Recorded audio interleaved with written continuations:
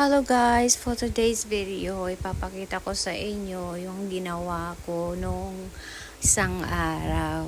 Pinapalinis ako ni Dugong ng mga bintana. Pero bago ko pa yan nilinisan, nag-anuhan muna kami ni Dugong kasi nga, yun nga ang eksena niya kasi hindi siya marunong mag-utos ng hindi ka maiinsulto.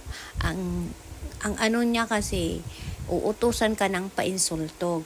Ganito ang nangyari, kumuha siya ng tissue, pinamukha niya sa akin na madumi.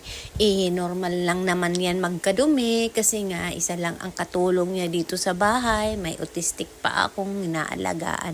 May anak siyang espesyal. So hindi ko talaga yan makikita talaga lahat ng dumi dito sa bahay kasi nga hindi na kaya ng ating katawang lupa. Pinamumukha niya sa akin, sabi pa niya, halika, tingnan mo.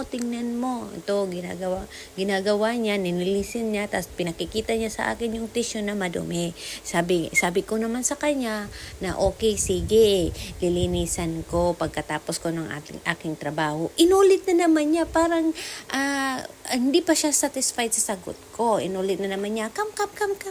City ka, look, no? Tingnan mo na madumi talaga, molds ko no ini, molds.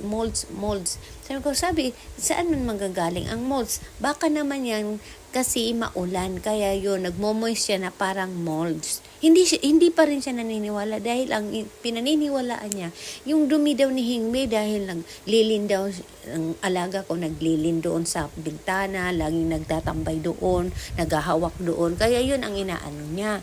Ayan, nakita nyo guys, yung aking basahan, sobrang dumi na. Kasi nga, may time talaga yung aking among babae, naglalagay ng oil dyan sa mga gilid-gilid ng frame kasi mayroon mga rust na talaga. So, isa din yun na rason kung bakit nagkakaroon ng parang molds. Para sa akin, hindi yun molds. Parang grease siya na galing sa oil na nilalagay ng aking among babae.